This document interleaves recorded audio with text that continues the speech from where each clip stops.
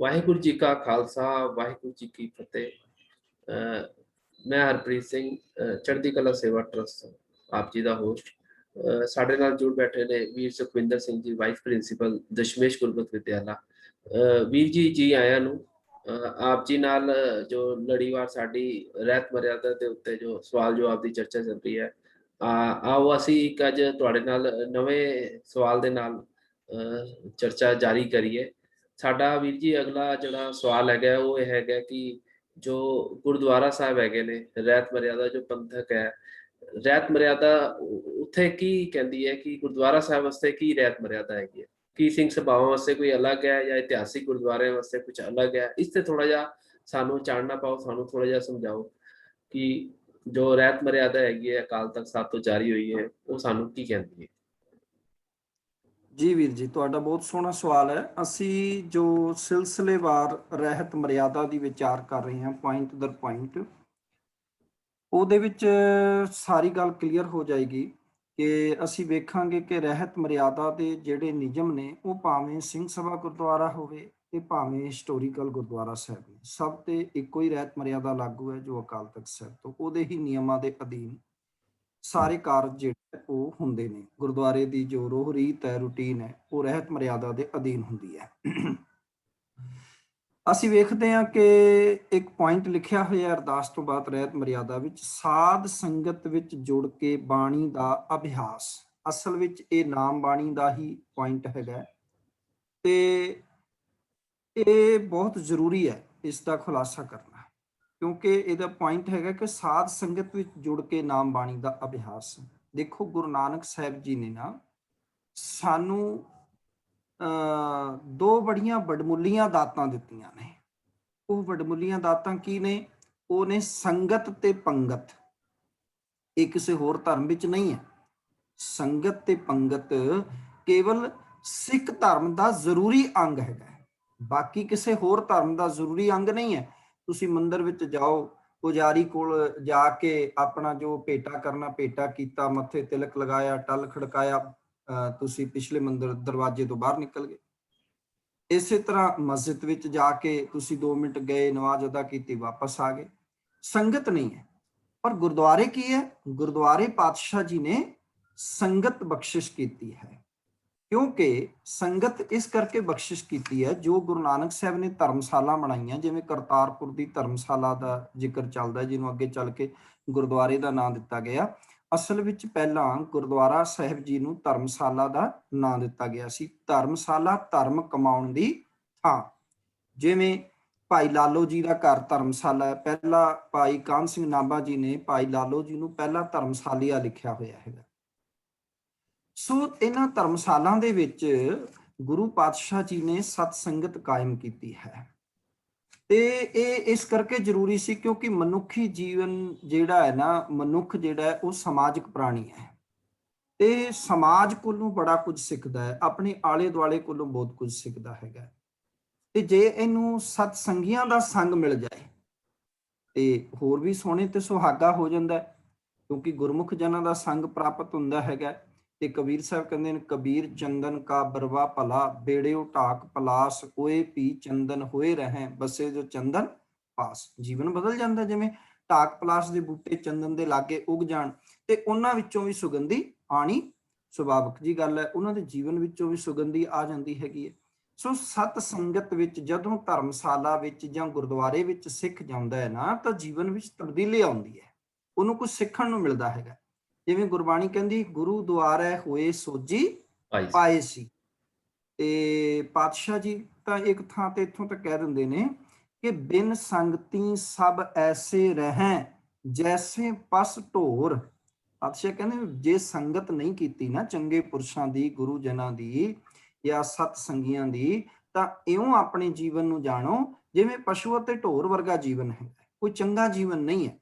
ਇਸ ਕਰਕੇ ਜੀਵਨ ਨੂੰ ਚੰਗਾ ਬਣਾਉਣ ਵਾਸਤੇ ਗੁਰੂ ਪਾਤਸ਼ਾਹ ਨੇ ਸਾਨੂੰ ਸੰਗਤ ਦੀ ਮਰਿਆਦਾ ਦਿੱਤੀ ਹੈ ਕਿ ਸਿੱਖ ਨੇ ਰੋਜ਼ਾਨਾ ਸੰਗਤ ਕਰਨੀ ਹੈਗੀ ਹੈ, ਭਲੇ ਪੁਰਸ਼ਾਂ ਦੀ ਸੰਗਤ ਕਰਨੀ ਹੈਗੀ ਹੈ, ਉਹਦੇ ਵਿੱਚੋਂ ਕੁਝ ਨਾ ਕੁਝ ਸਿੱਖਣਾ ਹੈਗਾ। ਔਰ ਗੁਰੂ ਅਮਰਦਾਸ ਮਹਾਰਾਜ ਨੇ ਤਾਂ ਇੱਥੋਂ ਤੱਕ ਬਖਸ਼ਿਸ਼ ਕੀਤੀ ਹੈ, ਮੈਨੂੰ ਬੋਲ ਯਾਦ ਆ ਰਹੇ ਨੇ ਕਿ ਜਹਾਂ ਸਤਿਗੁਰ ਤਹਾਂ ਸਤ ਸੰਗਤ ਬਣਾਈ। ਇਹ ਬਹੁਤ ਵੱਡੀ ਗੱਲ ਹੈ। ਜਿੱਥੇ ਮੇਰੇ ਸਤਿਗੁਰੂ ਪਾਤਸ਼ਾਹ ਜਾਂਦੇ ਉੱਥੇ ਸਤ ਸੰਗਤ ਕਾਇਮ ਕਰਦੇ। ਭਾਵੇਂ ਗੁਰੂ ਪਾਤਸ਼ਾਹ 10 ਜਾਮਿਆਂ ਵਿੱਚ ਵਿਚਰੇ ਨੇ ਸਰੀਰਕ ਰੂਪ ਵਿੱਚ, ਤੁਸੀਂ ਵੇਖੋ ਵੀ ਜਿੱਥੇ ਗਏ ਉੱਥੇ ਇੱਕ ਨਾ ਇੱਕ ਗੁਰਦੁਆਰਾ ਤੇ ਇੱਕ ਨਾ ਇੱਕ ਨਗਰ ਦੀ ਉਸਾਰੀ ਕੀਤੀ ਹੈ। ਤੇ ਸਤ ਸੰਗਤ ਜਿਹੜੀ ਹੈ ਪੈਦਾ ਹੋ ਗਈ ਹੈ। ਤੇ ਸਤ ਸੰਗਤ ਹੁੰਦੀ ਸੀ ਸਵੇਰ ਸ਼ਾਮ ਦਾ, ਉੱਥੇ ਕੀਰਤਨ ਵਿਖਿਆਨ ਹੋਣਾ। ਫਿਰ ਜਦੋਂ ਸਤ ਸੰਗਤ ਕਾਇਮ ਹੋ ਗਈ, ਧਰਮਸ਼ਾਲਾਵਾਂ ਕਾਇਮ ਹੋ ਗਈਆਂ, ਗੁਰਦੁਆਰਾ ਸਾਹਿਬ ਕਾਇਮ ਹੋ ਗਏ, ਤਾਂ ਫਿਰ ਉੱਥੋਂ ਦਾ ਇੱਕ ਨਿਯਮ ਬਣਾਉਣਾ ਸੀਗਾ, ਇੱਕ ਰੂਟੀਨ ਬਣਾਉਣਾ ਸੀਗਾ ਕਿ ਸਵੇਰੇ ਕੀ ਹੋਏਗਾ, ਸ਼ਾਮੀ ਕੀ ਹੋਏਗਾ, ਦੁਪਹਿਰੇ ਕੀ ਹੋਏਗਾ। ਉਹ ਨਿਯਮ, ਉਹ ਰੂਟੀਨ ਗੁਰਦੁਆਰਿਆਂ ਦੇ ਜਿਹੜਾ ਹੈ ਉਹ ਰਹਿਤ ਮਰਿਆਦਾ ਵਿੱਚ ਲਿਖੇ ਹੋਏ ਨੇ। ਤੇ ਉਹ ਨਿਯਮ ਆਪਾਂ ਪੜ੍ਹ ਲਈਏ। ਰਹਿਤ ਮਰਿਆਦਾ ਦੇ ਮੁਤਾਬਕ ਪਹਿਲਾ ਲਿਖਿਆ ਹੈ ਕਿ ਕਿਉਂ ਬਣਾਉਣ ਦੀ ਲੋੜ ਪਈ ਹੈ ਜੋ ਧਰਮਸ਼ਾਲਾਵਾਂ ਗੁਰਦੁਆਰੇ, ਉਹਦਾ ਜ਼ਿਕਰ ਹੈ। ਜਿਵੇਂ ਆਪਾਂ ਹੁਣੇ ਸਤਸੰਗ ਦਾ ਜ਼ਿਕਰ ਕਰ ਰਹੇ ਨੇ ਕਿ ਊੜਾ ਪੁਆਇੰਟ ਹੈ, ਗੁਰਬਾਣੀ ਦਾ ਅਸਰ ਸਾਧ ਸੰਗਤ ਵਿੱਚ ਬੈਠਿਆਂ ਵਧੇਰੇ ਹੁੰਦਾ ਹੈ। ਇਸ ਲਈ ਸਿੱਖ ਲਈ ਉਚਿਤ ਹੈ ਕਿ ਸਿੱਖ ਸੰਗਤਾਂ ਦੇ ਜੋੜ ਮੇਲੇ ਦੇ ਅਸਥਾਨਾਂ ਗੁਰਦੁਆਰਿਆਂ ਦੇ ਦਰਸ਼ਨ ਕਰੇ ਤੇ ਸਾਧ ਸੰਗਤ ਵਿੱਚ ਬੈਠ ਕੇ ਗੁਰਬਾਣੀ ਤੋਂ ਲਾਭ ਉਠਾਵੇ।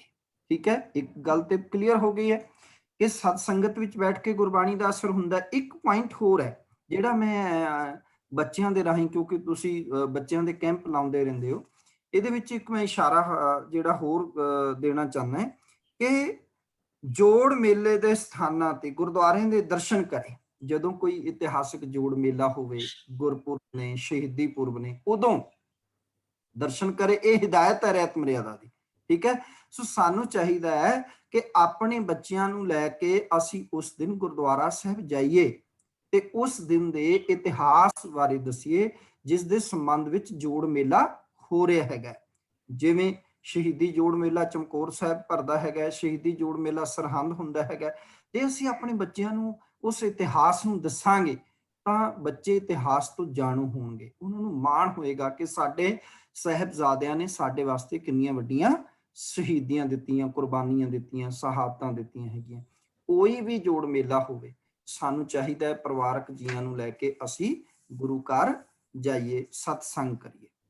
ਤੇ ਇਸ ਦਾ ਜਿਹੜਾ ਐੜਾ ਪੁਆਇੰਟ ਹੈਗਾ ਉਹਦੇ ਵਿੱਚ ਰਹਿਤ ਮਰਿਆਦਾ ਜ਼ਿਕਰ ਕਰਦੀ ਹੈ ਕਿ ਹੁਣ ਆ ਗਿਆ ਕਿ ਗੁਰਦੁਆਰੇ ਦਾ ਨਿੱਤਾਂ ਪ੍ਰਤੀ ਦਾ ਪ੍ਰੋਗਰਾਮ ਕੀ ਹੈ, ਜੋ ਗੁਰੂ ਪਾਤਸ਼ਾਹ ਨੇ ਸਾਨੂੰ ਦਿੱਤਾ ਹੈਗਾ ਕਿ ਗੁਰਦੁਆਰੇ ਵਿੱਚ ਸ੍ਰੀ ਗੁਰੂ ਗ੍ਰੰਥ ਸਾਹਿਬ ਜੀ ਦਾ ਪ੍ਰਕਾਸ਼ ਨਿੱਤਾਂ ਪ੍ਰਤੀ ਹੋਵੇ ਹਰ ਰੋਜ਼।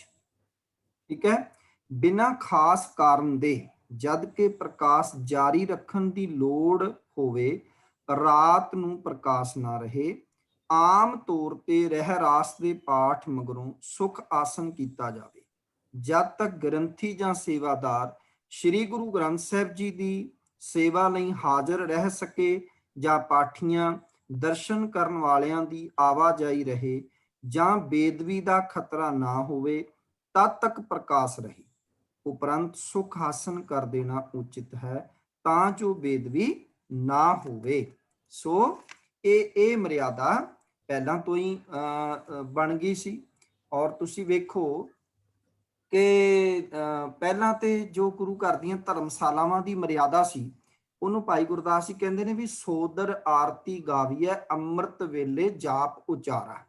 ਗੁਰੂ ਨਾਨਕ ਸਾਹਿਬ ਜੀ ਵੀ ਸਵੇਰੇ ਜਪਜੀ ਸਾਹਿਬ ਦਾ ਪਾਠ ਹੋਣਾ, ਆਸਾ ਕੀ ਵਾਰ ਦਾ ਪਾਠ ਹੋਣਾ ਔਰ ਸ਼ਾਮ ਨੂੰ ਸੋਦਰ ਬਾਣੀ ਦਾ ਪਾਠ ਹੋਣਾ। ਈਵਨ ਅਸੀਂ ਇਤਿਹਾਸਿਕ ਘਟਨਾ ਵੀ ਪੜ੍ਹਦੇ ਹਾਂ ਕਿ ਅੰਮ੍ਰਿਤ ਵੇਲੇ ਭਾਈ ਜੋਧ ਜੀ ਆਸਾ ਕੀ ਵਾਰ ਦਾ ਕੀਰਤਨ ਕਰ ਰਹੇ ਸੀ ਤੇ ਭਾਈ ਲਹਿਣਾ ਜੀ ਨੇ ਆਸਾ ਕੀ ਵਾਰ ਦਾ ਕੀਰਤਨ ਸੁਣਿਆ।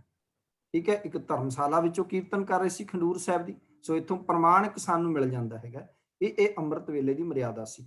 ਜਦੋਂ 1604 ਵਿੱਚ ਆਦਿ ਗ੍ਰੰਥ ਸਾਹਿਬ ਜੀ ਦਾ ਪ੍ਰਕਾਸ਼ ਹਰਮੰਦਰ ਸਾਹਿਬ ਪਹਿਲੀ ਵਾਰ ਗੁਰੂ ਅਰਜਨ ਸਾਹਿਬ ਜੀ ਨੇ ਕੀਤਾ ਤੇ ਉਦੋਂ 1604 ਤੋਂ ਲੈ ਕੇ ਇਹ ਮਰਿਆਦਾ ਬਚ ਗਈ ਕਿ ਅੰਮ੍ਰਿਤ ਵੇਲੇ ਪ੍ਰਕਾਸ਼ ਹੋਣਾ ਤੇ ਸ਼ਾਮ ਨੂੰ ਸੁਖਾਸਨ ਸਾਹਿਬ ਹੋਣਾ ਹੈਗਾ।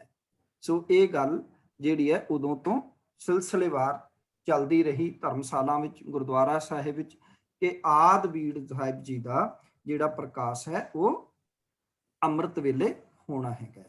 ਤੇ ਇੱਥੇ ਬਿਲਕੁਲ ਸਾਫ਼ ਲਿਖਿਆ ਹੋਇਆ ਕਿ ਜਦੋਂ ਸੰਗਤ ਦੀ ਆਵਾਜਾਈ ਨਾ ਰਹੇ, ਜਿਵੇਂ ਅਸੀਂ ਪਿੰਡਾਂ ਦੇ ਗੁਰਦੁਆਰਿਆਂ ਵਿੱਚ ਜਾਂ ਕਈ ਸਿੰਘ ਸਭਾਵਾਂ ਵਿੱਚ ਦੇਖਦੇ ਹੈਗੇ ਆ, ਤਾਂ ਉੱਥੇ ਲਿਖਿਆ ਵੀ ਕੋਈ ਵੀ ਨਾ ਹੋਵੇ, ਪਾਠੀ ਸਿੰਘ ਗੁਰਦੁਆਰੇ ਹਾਜ਼ਰ ਨਾ ਹੋਵੇ, ਸੇਵਾਦਾਰ ਹਾਜ਼ਰ ਨਾ ਹੋਵੇ, ਕੋਈ ਦੇਖ ਰੇਖ ਵਾਸਤੇ ਨਾ ਹੋਵੇ, ਫਿਰ ਤੁਸੀਂ ਦਿਨ ਵਿੱਚ ਵੀ ਸੁਖਾਸਨ ਕਰ ਸਕਦੇ ਹੋ।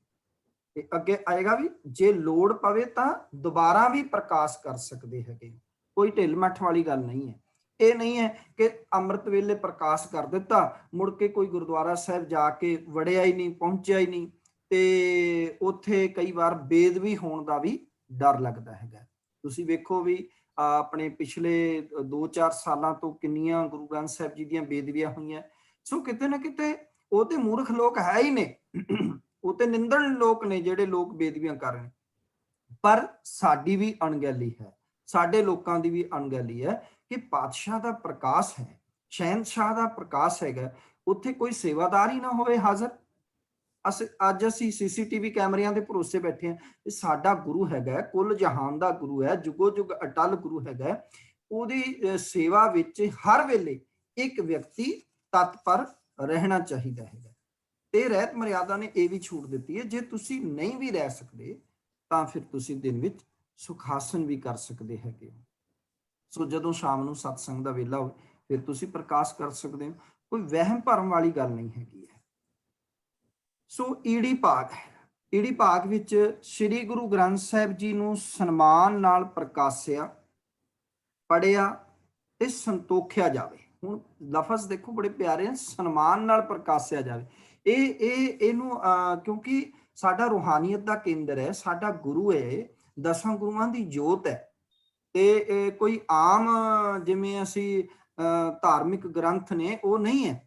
ਯਾਦ ਰੱਖਣਾ ਕਿ ਕੁੱਲ ਦੁਨੀਆ ਵਿੱਚ ਇੱਕੋ ਇੱਕ ਧਾਰਮਿਕ ਗ੍ਰੰਥ ਹੈ ਜਿਹਨੂੰ ਗੁਰੂ ਦੀ ਪਦਵੀ ਪ੍ਰਾਪਤ ਹੈ, ਸ੍ਰੀ ਗੁਰੂ ਗ੍ਰੰਥ ਸਾਹਿਬ ਮਹਾਰਾਜ। ਔਰ ਕੁੱਲ ਦੁਨੀਆ ਵਿੱਚ ਇੱਕੋ ਇੱਕ ਗ੍ਰੰਥ ਹੈ ਜਿਹਦਾ ਬੜੇ ਸਤਿਕਾਰ ਨਾਲ ਪ੍ਰਕਾਸ਼ ਹੁੰਦਾ ਹੈ ਰੋਜ਼ਾਨਾ, ਔਰ ਸਨਮਾਨ ਨਾਲ ਰੋਜ਼ਾਨਾ ਸੁਖਾਸਨ ਹੁੰਦਾ ਹੈ। ਚਲੋ ਮੈਨੂੰ ਮੈਂ ਨਾਂ ਲੈ ਦਿੰਦਾ ਕਿ ਗੀਤਾ, ਕੁਰਾਨ ਜਾਂ ਹੋਰ ਧਾਰਮਿਕ ਗ੍ਰੰਥਾਂ ਦਾ ਇਸ ਤਰ੍ਹਾਂ ਰੋਜ਼ਾਨਾ ਪ੍ਰਕਾਸ਼ ਨਹੀਂ ਹੁੰਦਾ, ਲੋੜ ਪੈਣ ਤੇ ਪ੍ਰਕਾਸ਼ ਉਹ ਕਰਦੇ ਨੇ। ਪਰ ਗੁਰਦੁਆਰੇ ਦਾ ਰੂਟੀਨ ਹੈ, ਜਦ ਤੱਕ ਗੁਰਦੁਆਰਾ ਕਾਇਮ ਹੈ, ਨਿਸ਼ਾਨ ਸਾਹਿਬ ਝੂਲਦਾ ਹੈਗਾ, ਤੇ ਉਦੋਂ ਰੋਜ਼ਾਨਾ ਸ੍ਰੀ ਗੁਰੂ ਗ੍ਰੰਥ ਸਾਹਿਬ ਦਾ ਬੜੇ ਸਨਮਾਨ ਨਾਲ ਪ੍ਰਕਾਸ਼ ਹੋਣਾ ਹੈਗਾ ਤੇ ਬੜੇ ਸਨਮਾਨ ਨਾਲ ਸੁਖਾਸਨ ਹੋਣਾ ਹੈਗਾ, ਔਰ ਪੜਿਆ ਤੇ ਸੰਤੋਖਿਆ ਜਾਵੇ। ਰੋਜ਼ਾਨਾ ਵਾਕ ਜਿਹੜਾ ਹੈ, ਅੱਗੇ ਗੱਲ ਆਏਗੀ ਕਿ ਗੁਰੂ ਗ੍ਰੰਥ ਸਾਹਿਬ ਤੋਂ ਲਿਆ ਜਾਏ। ਪ੍ਰਕਾਸ਼ ਲਈ ਜ਼ਰੂਰੀ ਹੈ ਕਿ ਸਥਾਨ ਸਾਫ਼ ਸੁਥਰਾ ਹੋਵੇ, ਉੱਪਰ ਚਾਂਦਨੀ ਹੋਵੇ। ਇਹ ਕੁਝ ਉਹ ਗੱਲਾਂ ਨੇ ਜਿਹੜੀਆਂ ਧਿਆਨ ਰੱਖਣ ਯੋਗ ਹੁੰਦੀਆਂ ਨੇ, ਕਿਉਂਕਿ ਮੇਰਾ ਮਾਲਕ ਚਵਰ ਚਤਰ ਤਖਤ ਦਾ ਮਾਲਕ ਹੈਗਾ। ਸੋ ਕਹਿੰਦੇ ਨੇ ਵੀ ਉੱਪਰ ਚਾਂਦਨੀ ਚੌਕ ਹੋਵੇ, ਪ੍ਰਕਾਸ਼ ਮੰਜੀ ਸਾਹਿਬ ਤੇ ਸਾਫ਼ ਸੁਥਰੇ ਬਸਤਰ ਵਿਛਾ ਕੇ ਕੀਤਾ ਜਾਏ। ਹੁਣ ਇੱਥੇ ਲਿਖਿਆ ਮੰਜੀ ਸਾਹਿਬ, ਪੀੜਾ ਸਾਹਿਬ ਤੇ ਪਾਲਕੀ ਸਾਹਿਬ ਵਿੱਚ ਪ੍ਰਕਾਸ਼ ਨਹੀਂ ਹੈ। ਆਮ ਸਾਡੇ ਗਲਤੀ ਕੀ ਹੋ ਰਹੀ ਹੈ ਕਿ ਬਹੁਤ ਸਾਰੇ ਸਿੰਘ ਸਭਾਵਾਂ ਵਿੱਚ ਛੋਟੀਆਂ ਛੋਟੀਆਂ ਪਾਲਕੀਆਂ ਵਿੱਚ ਪ੍ਰਕਾਸ਼ ਕੀਤਾ ਹੋਇਆ ਹੈਗਾ। ਪਾਲਕੀ ਪ੍ਰਕਾਸ਼ ਵਾਸਤੇ ਨਹੀਂ ਹੁੰਦੀ ਹੈ। ਪਾਲਕੀ ਤੇ ਸ੍ਰੀ ਗੁਰੂ ਗ੍ਰੰਥ ਸਾਹਿਬ ਜੀ ਦੇ ਸਰੂਪ ਨੂੰ ਇੱਕ ਸਥਾਨ ਤੋਂ ਦੂਜੇ ਸਥਾਨ ਤੇ ਲਿਜਾਣ ਵਾਸਤੇ ਹੁੰਦੀ ਹੈ। ਜਾਂ ਨਗਰ ਕੀਰਤਨ ਵੀ ਤੁਸੀਂ ਇੱਕ ਥਾਂ ਤੋਂ ਦੂਜੀ ਥਾਂ ਲੈ ਕੇ ਜਾਣਾ ਹੋਵੇ, ਪਾਲਕੀ ਨੂੰ 4 ਸਿੰਘ ਮੋਢਾ ਦਿੰਦੇ ਸੀ, ਫਿਰ ਪਾਤਸ਼ਾਹ ਨੂੰ ਇੱਕ ਥਾਂ ਤੋਂ ਦੂਜੀ ਥਾਂ ਲੈ ਜਾ ਕੇ ਜਾਇਆ ਜਾਂਦਾ ਸੀ। ਅਸੀਂ ਤੇ ਹੈਰਾਨ ਹੁੰਦੇ ਹਾਂ ਵੀ ਕਈ ਥਾਂ ਤੇ ਪਾਲਕੀ ਵਿੱਚ ਬਾਬਾ ਜੀ ਦੇ ਰੁਮਾਲਾ ਸਾਹਿਬੀ ਵਸਤਰ ਜਿਹੜੇ ਨੇ ਉਹ ਸਿੱਧੇ ਨਹੀਂ ਆਉਂਦੇ, ਪੂਰੀ ਤਰ੍ਹਾਂ ਨਹੀਂ ਆਉਂਦੇ, ਮੁੜੇ ਹੋਏ ਹੁੰਦੇ ਨੇ। ਔਰ ਤੁਸੀਂ ਵੇਖ ਲਓ, ਸਾਡੇ ਕੋਲ ਇਤਿਹਾਸਿਕ ਪ੍ਰਮਾਣ ਹੈ, ਸ੍ਰੀ ਅਕਾਲ ਤਖਤ ਸਾਹਿਬ ਜੀ ਤੋਂ ਹਰਮੰਦਰ ਸਾਹਿਬ ਜੀ ਤੱਕ ਸ੍ਰੀ ਗੁਰੂ ਗ੍ਰੰਥ ਸਾਹਿਬ ਜੀ ਦਾ ਸਰੂਪ ਜਦੋਂ ਲਿਆਇਆ ਜਾਂਦਾ ਤੇ ਉਹ ਪਾਲਕੀ ਸਾਹਿਬ ਵਿੱਚ ਲੈ ਕੇ ਆਇਆ ਜਾਂਦਾ। ਹਰਮੰਦਰ ਸਾਹਿਬ ਦੀ ਡਿਊਟੀ ਤੇ ਫਿਰ ਪਾਲਕੀ ਸਾਹਿਬ ਨੂੰ ਰੋਕ ਦਿੱਤਾ ਜਾਂਦਾ, ਫਿਰ ਸਨਮਾਨ ਨਾਲ ਸੀਸ ਉੱਤੇ ਚੁੱਕ ਕੇ ਪਾਤਸ਼ਾਹ ਨੂੰ ਪ੍ਰਕਾਸ਼ਿਆ ਜਾਂਦਾ ਮੰਜੀ ਸਾਹਿਬ ਤੇ, ਭਾਵ ਪੀੜਾ ਸਾਹਿਬ ਤੇ ਪ੍ਰਕਾਸ਼ ਕੀਤਾ ਜਾਂਦਾ। ਕੋਈ ਪਾਲਕੀ ਦੀ ਵਰਤੋਂ ਨਹੀਂ ਉੱਥੇ ਕੀਤੀ ਜਾਂਦੀ ਹੈ। ਸੋ ਇਸ ਤਰ੍ਹਾਂ ਸਾਨੂੰ ਧਿਆਨ ਦੇਣਾ ਹੋਏਗਾ ਕਿ ਪਾਤਸ਼ਾਹ ਜੀ ਨੂੰ ਜਿਹੜਾ ਹੈ ਉਹ ਪੀੜਾ ਸਾਹਿਬ ਤੇ ਪ੍ਰਕਾਸ਼ਿਆ ਜਾਏ। ਸ੍ਰੀ ਗੁਰੂ ਗ੍ਰੰਥ ਸਾਹਿਬ ਜੀ ਨੂੰ ਸੰਭਾਲ ਕੇ ਪ੍ਰਕਾਸ਼ਨ ਲਈ ਗਧੇਲੇ ਆਦਿ ਸਮਿਆਨ ਵਰਤੇ ਜਾਣ, ਗਧੇਲੇ ਆਦਿ ਦੀ ਵਰਤੋਂ ਕਰਨੀ ਚਾਹੀਦੀ ਹੈ। ਅਤੇ ਉੱਪਰ ਲਈ ਰੁਮਾਲ ਹੋਵੇ, ਜਦ ਪਾਠ ਨਾ ਹੁੰਦਾ ਹੋਵੇ ਤਾਂ ਉੱਤੇ ਰੁਮਾਲ ਪਿਆ ਰਹੇ। ਪ੍ਰਕਾਸ਼ ਵੇਲੇ ਚੌਰ ਵੀ ਚਾਹੀਏ। ਠੀਕ ਹੈ, ਇਹ ਜ਼ਰੂਰੀ ਗੱਲਾਂ ਨੇ ਕਿ ਗੁਰੂ ਗ੍ਰੰਥ ਸਾਹਿਬ ਜੀ ਦੇ ਉੱਤੇ ਰੁਮਾਲੇ ਹੋਣੇ ਚਾਹੀਦੇ ਨੇ, ਢਕੇ ਹੋਏ ਹੋਣੇ ਚਾਹੀਦੇ ਪਾਤਸ਼ਾਹ। ਤੇ ਫਿਰ ਚੌਰ ਸਾਹਿਬ ਜਿਹੜਾ ਸਤਿਗੁਰੂ ਜੀ ਦਾ ਚੋਰ ਬਰਦਾਰ ਚੋਰ ਸਾਹਿਬ ਕਰਦਾ ਹੋਵੇ, ਕੋਲ ਹੋਵੇ ਚੋਰ ਸਾਹਿਬ ਪਾਤਸ਼ਾਹ ਜੀ ਦੇ। ਬਿਨਾਂ ਚੋਰ ਤੋਂ ਪਾਤਸ਼ਾਹ ਨੂੰ ਤੁਸੀਂ ਇੱਕ ਥਾਂ ਤੋਂ ਦੂਜੇ ਥਾਂ ਵੀ ਨਹੀਂ ਲੈ ਕੇ ਜਾ ਸਕਦੇ ਤੇ ਪ੍ਰਕਾਸ਼ ਵੀ ਨਹੀਂ ਕਰ ਸਕਦੇ। ਇਹ ਜ਼ਰੂਰੀ ਹੈ ਉੱਪਰ ਚਾਂਦਨੀ ਚੌਕ ਤੇ ਪੀੜਾ ਸਾਹਿਬ ਇਤਿਆਦਿ। ਇਸ ਤੋਂ ਅੱਗੇ ਕਿਉਂ? ਕਿਉਂਕਿ ਇੱਥੇ ਮੈਂ ਗੱਲ ਕਵਾਂਗਾ ਕਿ ਪਾਤਸ਼ਾਹ ਕਹਿੰਦੇ ਨੇ ਕਿ ਵੱਡਾ ਤੇਰਾ ਦਰਬਾਰ ਸੱਚਾ ਤੁਧ ਤਖਤ, ਸਿਰ ਸ਼ਾਹਾਂ ਪਾਤਸ਼ਾਹ ਨਿਹਚਲ ਚੌਰ ਛੱਤ। ਸੋ ਸੱਸੇ ਭਾਗ ਵਿੱਚ ਲਿਖਿਆ ਹੈਗਾ ਕਿ ਉੱਪਰ ਦੱਸੇ ਸਮਾਨ ਤੋਂ ਇਲਾਵਾ, ਜਿਹੜਾ ਅਸੀਂ ਜ਼ਿਕਰ ਕਰ ਚੁੱਕੇ ਹੈਗੇ ਆ, ਉਹ ਸਮਾਨ ਤੋਂ ਇਲਾਵਾ ਧੂਪ ਜਾਂ ਦੀਵੇ ਮਚਾ ਕੇ ਆਰਤੀ ਕਰਨੀ, ਭੋਗ ਲਾਉਣਾ, ਜੋਤਾਂ ਜਗਾਉਣੀਆਂ, ਟਲ ਖੜਕਾਉਣੇ ਆਦ ਕਰਮ ਗੁਰਮਤ ਅਨੁਸਾਰ ਨਹੀਂ। ਇਹ ਸੱਸੇ ਭਾਗ ਵਿੱਚ, ਇਹ ਰਹਿਤ ਮਰਿਆਦਾ ਚ ਲਿਖਿਆ ਹੋਇਆ, ਜੋ ਅਕਾਲ ਤਖਤ ਸਾਹਿਬ ਜੀ ਤੋਂ ਸਾਰੇ ਪੰਥ ਉੱਤੇ ਲਾਗੂ ਹੁੰਦੀ ਹੈ। ਹੁਣ ਇਹਨੂੰ ਪੜ੍ਹਿਆ ਕਿਸੇ ਨੇ ਨਹੀਂ। ਬਹੁਤ ਸਾਰੇ ਜਿਹੜੇ ਭੁੱਲੜ ਲੋਕ ਨੇ, ਜਦੋਂ ਤੋਂ ਜਿਹੜਾ ਪ੍ਰਬੰਧ ਹੈਗਾ ਉਹ ਬਾਬਾ ਬੰਦਾ ਸਿੰਘ ਬਹਾਦਰ ਤੋਂ ਬਾਅਦ ਨਿਰਮਲਿਆਂ ਦੇ ਹੱਥ ਵਿੱਚ ਆਇਆ, ਤੇ ਉਹ ਜੋ ਕਾਂਸੀ ਤੋਂ ਵਿਦਿਆ ਪ੍ਰਾਪਤ ਕਰਕੇ ਆਏ ਸੀਗੇ, ਇਹ ਉਹਨਾਂ ਲੋਕਾਂ ਨੇ ਜਿਹੜਾ ਹਿੰਦੂ ਮਤ ਦੇ ਪ੍ਰਭਾਵ ਅਧੀਨ ਹੋ ਕੇ ਜਾਂ ਹਿੰਦੂਵਾਦ ਨੂੰ ਖੁਸ਼ ਕਰਨ ਵਾਸਤੇ ਆਰਤੀਆਂ ਟਲ ਖੜਕਾਣੇ ਸ਼ੁਰੂ ਕਰ ਦਿੱਤੇ। ਉਹ ਚੱਲਿਆ ਆ ਰਿਹਾ ਸੀ, ਪਰ 1936 ਵਿੱਚ ਜਦੋਂ ਮਰਿਆਦਾ ਬਣ ਗਈ, ਲਾਗੂ ਹੋ ਗਈ, ਉਦੋਂ ਪੂਰਨ ਤਰੇ ਤੇ ਜਿਹੜਾ ਹੈਗਾ ਉਹ ਸਿੱਖ ਬੁੱਧੀਜੀਵੀਆਂ ਨੇ ਇਸ ਉੱਤੇ ਪੈਰਾ ਦਿੱਤਾ ਅਤੇ ਇਸ ਕਰਮ ਤੋਂ ਰੋਕ ਦਿੱਤਾ। ਪਰ ਹਾਂ, ਕਈ ਥਾਵਾਂ ਤੇ ਅੱਜ ਵੀ ਅਸੀਂ ਦੇਖਦੇ ਹੈਗੇ ਆ ਕਿ ਭੁੱਲੇ ਭਾਲੇ ਲੋਕ, ਭਟਕੇ ਹੋਏ ਲੋਕ, ਫਿਰ ਕਈ ਵਾਰ ਇਹ ਜਿਹੜਾ ਹੈ ਮਰਿਆਦਾ ਦੇ ਵਿੱਚ ਕੁਤਾਹੀ ਕਰਦੇ ਨੇ। ਸੋ ਇੱਥੇ ਉਹਨਾਂ ਨੂੰ ਪੜ੍ਹ ਲੈਣਾ ਚਾਹੀਦਾ ਹੈ ਕਿ ਸਾਫ਼ ਲਿਖਿਆ ਹੋਇਆ ਹੈਗਾ, ਧੂਪ ਜਾਂ ਦੀਵੇ ਮਚਾ ਕੇ ਆਰਤੀ ਕਰਨੀ, ਭੋਗ ਲਾਉਣਾ, ਜੋਤਾਂ ਜਗਾਉਣੀਆਂ, ਟਲ ਖੜਕਾਉਣੇ ਆਦਿ ਕਰਮ ਗੁਰਮਤਿ ਅਨੁਸਾਰ ਨਹੀਂ ਹੈ। ਆਰਤੀ ਦਾ ਤੇ ਗੁਰੂ ਨਾਨਕ ਸਾਹਿਬ ਜੀ ਨੇ ਖੰਡਨ ਕਰ ਦਿੱਤਾ ਸੀ। ਕੈਸੀ ਆਰਤੀ ਹੋਏ ਤੇਰੀ ਭਵ ਖੰਡਨਾ, ਤੇਰੀ ਆਰਤੀ ਵਿੱਚ 4 ਦੀਵੇ ਰੱਖ ਕੇ ਇਹ ਆਰਤੀ ਤਾਰਨੀ। ਆਰਤੀ ਥੋੜੀ ਉਸ ਮਾਲਕ ਦੀ ਤਾਂ ਕੁਦਰਤੀ ਆਰਤੀ ਹੋ ਰਹੀ ਹੈਗੀ ਹੈ। ਸੋ ਹਾਂ, ਇੱਕ ਗੱਲ ਬੜੀ ਜ਼ਰੂਰ ਇੱਥੇ ਲਿਖੀ ਹੋਈ ਹੈ, ਉਹ ਕਹਿੰਦੇ ਨੇ ਕਿ ਹਾਂ, ਸਥਾਨ ਨੂੰ ਸੁਗੰਧਿਤ ਕਰਨ ਲਈ ਫੁੱਲ, ਧੂਪ ਆਦਿ ਸੁਗੰਧੀਆਂ ਵਰਤਨੀਆਂ ਵਿਵਰਜਿਤ ਨਹੀਂ ਹੈ। ਵੀ ਤੁਸੀਂ ਆਪਣੇ ਪਾਤਸ਼ਾਹ ਦਾ ਪ੍ਰਕਾਸ਼ ਕਰਨਾ ਹੈ, ਉੱਥੇ ਧੂਪ ਜਗਾਣੀ, ਸਥਾਨ ਨੂੰ ਸੁਗੰਧਿਤ ਕਰਨ ਵਾਸਤੇ ਤੁਸੀਂ ਵਰਤੋ, ਸ਼ੈਂਟ ਇਤਿਆਦਿਕ ਵਰਤੋਂ ਕਰਨੀ ਹੈ, ਵਰਤੋ, ਫੁੱਲ ਇਤਿਆਦਿਕ ਦੀ ਵਰਤੋਂ ਕਰਨੀ ਹੈ, ਤੁਸੀਂ ਵਰਤ ਸਕਦੇ ਹੈਗੇ ਹੋ ਇਸ ਤਿਉਹਾਰ ਨੂੰ ਸੁਹਾਵਣਾ ਬਣਾਉਣਾ ਤੇ ਸੁਗੰਧਿਤ ਬਣਾਉਣ ਵਾਸਤੇ। ਕਮਰੇ ਅੰਦਰ ਰੋਸ਼ਨੀ ਲਈ ਤੇਲ, ਘੀ ਜਾਂ ਮੋਮਬੱਤੀ, ਬਿਜਲੀ ਲੈਂਪ ਆਦਿ ਜਗਾ ਲੈਣੇ ਚਾਹੀਦੇ ਨੇ। ਕਈ ਥਾਵਾਂ ਤੇ ਅੱਜ ਕੱਲ ਤੇ ਵੈਸੇ ਪਿੰਡਾਂ ਵਿੱਚ ਵੀ ਲਾਈਟ ਹੋ ਗਈ ਹੈ, ਪਰ ਕਈ ਵਾਰ ਪਿੰਡਾਂ ਦੇ ਵਿੱਚ ਕੁਝ ਘੰਟੇ ਲਾਈਟ ਆਉਂਦੀ ਹੈ ਤੇ ਕੁਝ ਘੰਟੇ ਨਹੀਂ ਆਉਂਦੀ। ਉੱਥੇ ਜੇ ਤੁਹਾਨੂੰ ਮੋਮਬੱਤੀ ਦੀ ਜਾਂ ਫਿਰ ਲੈਂਪ ਦੀ ਜਾਂ ਕਿਸੇ ਹੋਰ ਘਿਓ ਦਾ ਦੀਵਾ ਜਗਾਉਣ ਦੀ ਜਾਂ ਕੋਈ ਹੋਰ ਤਰੀਕੇ ਨਾਲ ਪ੍ਰਕਾਸ਼ ਕਰਨ ਦੀ ਜਿਹੜਾ ਹੈ ਲੈਂਪ ਇਤਿਆਦਿਕ ਨਾਲ ਕਰਨ ਦੀ ਲੋੜ ਪੈਂਦੀ ਹੈ, ਤਾਂ ਤੁਸੀਂ ਉਹ ਕਰ ਸਕਦੇ ਹੈਗੇ ਹੋ, ਕਿਉਂਕਿ ਉਹਦਾ ਮਕਸਦ ਸਿਰਫ ਇੰਨਾ ਹੈ ਕਿ ਪ੍ਰਕਾਸ਼ ਹੋਏਗਾ ਤੇ ਅਸੀਂ ਗੁਰੂ ਗ੍ਰੰਥ ਸਾਹਿਬ ਜੀ ਦਾ ਪਾਠ ਕਰ ਸਕਦੇ ਹੈਗੇ ਹਾਂ। ਇਹਦਾ ਹਾਹਾ ਪੁਆਇੰਟ ਹੈ ਕਿ ਸ੍ਰੀ ਗੁਰੂ ਗ੍ਰੰਥ ਸਾਹਿਬ ਜੀ ਦੇ ਵਾਕਰ ਤੁਲ ਇਸਤੇ ਪੁਸਤਕ ਨੂੰ ਸਥਾਪਿਤ ਨਹੀਂ ਕਰਨਾ।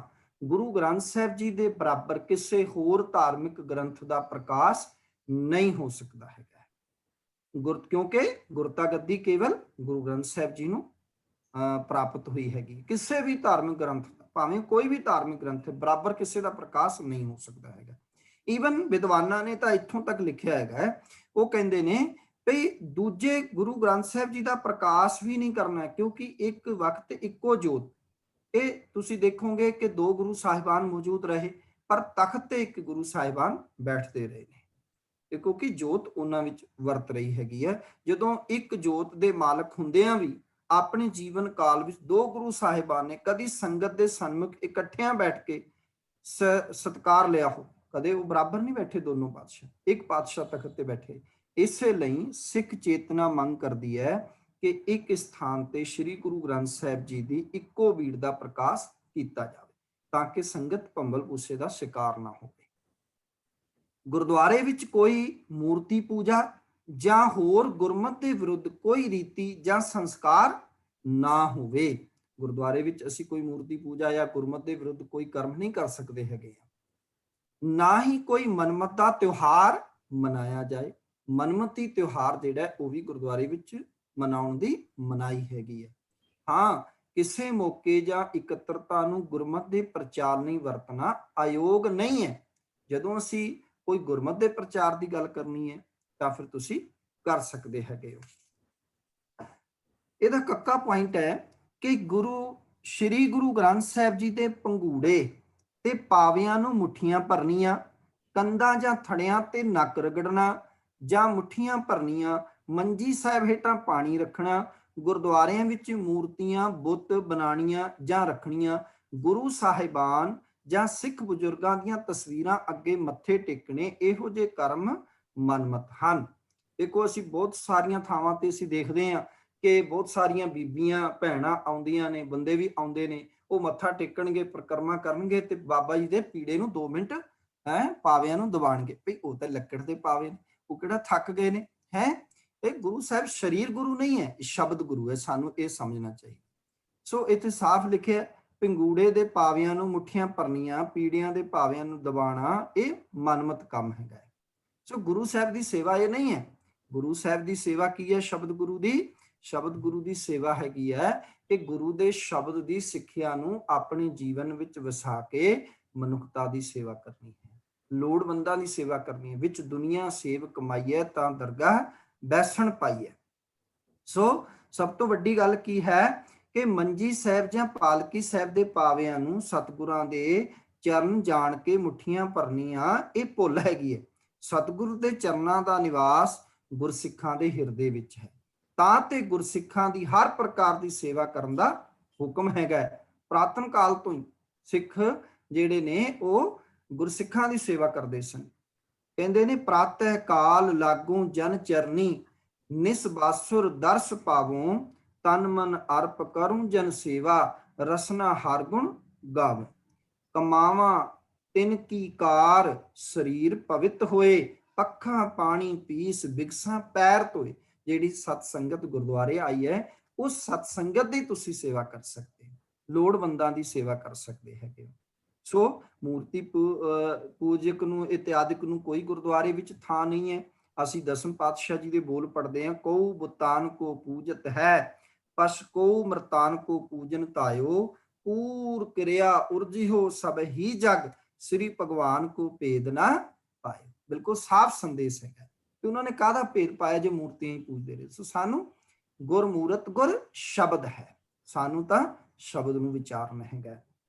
ਇਹਦਾ ਖੱਕਾ ਪੁਆਇੰਟ ਹੈਗਾ ਇੱਕ ਤੋਂ ਦੂਜੀ ਥਾਂ। ਇਹ ਬੜਾ ਇੰਪੋਰਟੈਂਟ ਪੁਆਇੰਟ ਹੈਗਾ, ਕਿਉਂਕਿ ਆਮ ਅਸੀਂ ਗੁਰਦੁਆਰਾ ਸਾਹਿਬ ਤੋਂ ਗੁਰੂ ਗ੍ਰੰਥ ਸਾਹਿਬ ਜੀ ਦੇ ਸਰੂਪ ਲੈਣ ਜਾਂਦੇ ਹੈਗੇ ਆ, ਉਹਦੀ ਕੀ ਮਰਿਆਦਾ ਹੈ, ਬਹੁਤ ਸਾਰੇ ਲੋਕਾਂ ਨੂੰ ਪਤਾ ਹੀ ਨਹੀਂ ਹੈਗਾ ਕਿ ਇੱਕ ਥਾਂ ਤੋਂ ਦੂਜੀ ਥਾਂ ਸ੍ਰੀ ਗੁਰੂ ਗ੍ਰੰਥ ਸਾਹਿਬ ਲੈ ਜਾਣ ਵੇਲੇ ਅਰਦਾਸ ਕਰਨੀ ਚਾਹੀਏ। ਨੰਬਰ 1 ਦਾ ਪੁਆਇੰਟ ਇਹ ਹੈਗਾ ਕਿ ਅਰਦਾਸ ਕਰਕੇ ਸ੍ਰੀ ਗੁਰੂ ਗ੍ਰੰਥ ਸਾਹਿਬ ਦਾ ਸਰੂਪ ਲੈ ਕੇ ਜਾਣਾ ਹੈ। ਜਿਸ ਨੇ ਸਿਰ ਤੇ ਸ੍ਰੀ ਗੁਰੂ ਗ੍ਰੰਥ ਸਾਹਿਬ ਜੀ ਚੁੱਕਿਆ ਹੋਵੇ, ਉਹ ਨੰਗੇ ਪੈਰ ਚੱਲੇ। ਨੰਬਰ 1।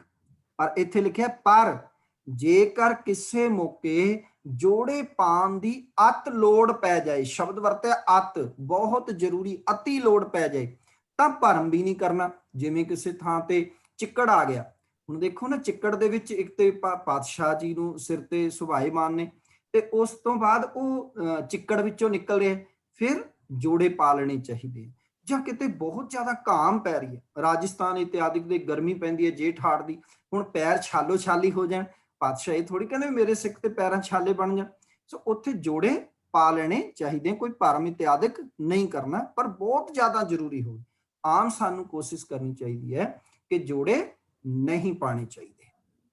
ਅੱਗੇ ਲਿਖਿਆ ਜੀ ਕਿ ਸ੍ਰੀ ਗੁਰੂ ਗ੍ਰੰਥ ਸਾਹਿਬ ਜੀ ਨੂੰ ਅਰਦਾਸ ਸੋਧ ਕੇ ਪ੍ਰਕਾਸ਼ ਕੀਤਾ ਜਾਵੇ। ਜਦੋਂ ਪ੍ਰਕਾਸ਼ ਕਰਨਾ ਹੈ ਨਾ, ਅਰਦਾਸਾ ਸੋਧ ਕੇ, ਇਹ ਗਲਤੀ ਹੋ ਰਹੀ ਹੈ। ਇਹ ਤੁਸੀਂ ਨੋਟ ਕਰਨਾ ਕਿ ਸਾਡੇ ਘਰਾਂ ਦੇ ਵਿੱਚ ਸਰੂਪ ਆਉਂਦਾ ਹੈਗਾ, ਅਸੀਂ ਉੱਥੋਂ ਗੁਰਦੁਆਰਾ ਸਾਹਿਬ ਤੋਂ ਅਰਦਾਸ ਕਰਕੇ ਆ ਗਏ ਤੇ ਪਹਿਲਾਂ ਆ ਕੇ ਇੱਕਦਮ ਪ੍ਰਕਾਸ਼ ਕਰ ਦਿੰਦੇ ਆ। ਨਹੀਂ, ਪਹਿਲਾਂ ਮੰਜੀ ਸਾਹਿਬ ਤੇ ਸੁਭਾਏਮਾਨ ਕਰਕੇ ਅਰਦਾਸਾ ਸੋਧ ਕੇ ਪ੍ਰਕਾਸ਼ ਕੀਤਾ ਜਾਏ। ਪਹਿਲਾਂ ਅਰਦਾਸ ਕਰੋ, ਫਿਰ ਪ੍ਰਕਾਸ਼ ਕਰੋ। ਵੀ ਰਾਹ ਪੈਂਡੇ ਵਿੱਚ ਵਿਚਰਦਿਆਂ ਹੋਇਆਂ ਗੁਰਮਰਿਆਦਾ ਵਿੱਚ ਭੁੱਲਾਂ ਹੋਈਆਂ ਪਾਤਸ਼ਾਹ ਸਾਨੂੰ ਖਿਮਾ ਕਰਨਾ, ਸੰਗਤ ਨੂੰ ਹੁਣ ਤੁਸੀਂ ਪ੍ਰਕਾਸ਼ਮਾਨ ਹੋ ਕੇ ਦਰਸ਼ਨ ਦਿਓ। ਇਸ ਤਰ੍ਹਾਂ ਅਰਦਾਸ ਕਰਨੀ ਚਾਹੀਦੀ ਯੋਗ ਸ਼ਬਦਾਂ ਦੇ ਵਿੱਚ। ਕਿ ਪ੍ਰਕਾਸ਼ ਕਰਨ ਵੇਲੇ ਸ੍ਰੀ ਗੁਰੂ ਗ੍ਰੰਥ ਸਾਹਿਬ ਵਿੱਚੋਂ ਇੱਕ ਸ਼ਬਦ ਦਾ ਵਾਕ ਲਿਆ ਜਾਏ। ਜਦੋਂ ਪ੍ਰਕਾਸ਼ ਕਰਨਾ ਹੈਗਾ ਫਿਰ ਇੱਕ ਵਾਕ ਲਿਆ ਜਾਏ।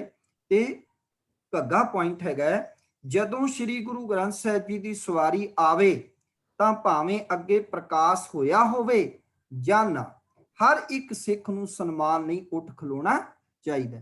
ਜਿਵੇਂ ਸ੍ਰੀ ਗੁਰੂ ਗ੍ਰੰਥ ਸਾਹਿਬ ਜੀ ਦੀ ਸਵਾਰੀ ਆ ਰਹੀ ਹੈ ਅੱਗੇ, ਤੇ ਭਾਵੇਂ ਪ੍ਰਕਾਸ਼ ਹੈ ਜਾਂ ਸੁਖਾਸਨ ਦੇ ਰੂਪ ਵਿੱਚ ਹੈ, ਸੀਸ ਤੇ ਚੁੱਕਿਆ ਜਾਂ ਗੱਡੀ ਵਿੱਚ ਹੈਗੀ ਹੈ, ਸੋ ਜੋ ਸਿੱਖ ਸਾਹਮਣੇ ਦਿਖ ਰਿਹਾ ਉਹ ਪੈਦਲ ਤੁਰਿਆ ਜਾ ਰਿਹਾ, ਉਹਨੂੰ ਖਲੋਣਾ ਚਾਹੀਦਾ ਹੈਗਾ, ਜਾਂ ਕੁਰਸੀ ਮੰਜੇ ਤੇ। ਬਹੁਤ ਸਾਰੇ ਪਿੰਡਾਂ ਵਿੱਚ ਅਸੀਂ ਦੇਖਦੇ ਹਾਂ ਕਿ ਸਰੂਪ ਆ ਰਿਹਾ ਹੁੰਦਾ ਹੈ, ਕਈ ਵਾਰ ਪਰਿਵਾਰ ਦੇ ਖੁਸ਼ੀਆਂ ਦੇ ਮੌਕੇ ਤੇ ਜਾਂ ਗਮੀ ਦੇ ਮੌਕੇ ਤੇ ਲੋਕ ਬਾਹਰ ਮੰਜਿਆਂ ਤੇ ਬੈਠੇ ਹੀ ਰਹਿੰਦੇ ਨੇ।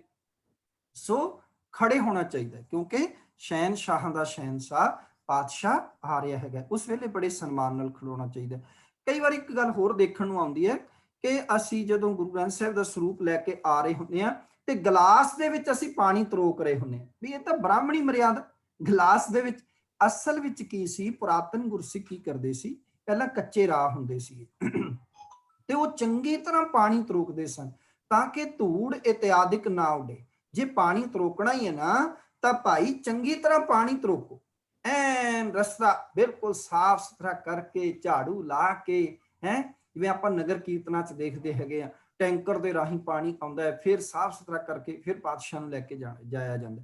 ਸੋ ਇਸ ਤਰ੍ਹਾਂ ਚਾਹੀਦਾ ਵੀ ਇੱਕ ਗਲਾਸੀ ਜੀ ਛੋਟੀ ਜਿਹੀ ਲੈ ਕੇ ਉਂਗਲਾਂ ਨਾਲ ਇਸ ਤਰ੍ਹਾਂ ਪਾਣੀ ਤਰੋਕੀ ਜਾਣਾ। ਕਈ ਥਾਂ ਤੇ ਤਾਂ ਅਜੀਬ ਹੀ ਖੇਡ ਬਣੀ ਹੁੰਦੀ ਹੈ। ਸੋ ਇਹ ਤਾਂ ਬ੍ਰਾਹਮਣੀ ਮਰਿਆਦਾ ਦੇ ਅਧੀਨ ਅਸੀਂ ਹੁੰਦੇ ਚਲੇ ਜਾ ਰਹੇ ਹਾਂ, ਸਾਨੂੰ ਇਹ ਨਹੀਂ ਚਾਹੀਦਾ।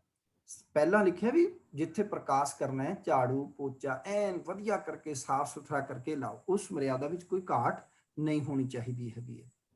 ਸੋ ਇਹ ਧਿਆਨ ਰੱਖਣਾ ਹੈਗਾ ਕਿ ਅਸੀਂ ਜਿੰਨਾ ਵੀ ਸਨਮਾਨ ਕਰ ਸਕਦੇ ਹਾਂ ਵੱਧ ਤੋਂ ਵੱਧ ਗੁਰੂ ਗ੍ਰੰਥ ਸਾਹਿਬ ਜੀ ਦਾ ਸਾਨੂੰ ਕਰਨਾ ਚਾਹੀਦਾ ਹੈ।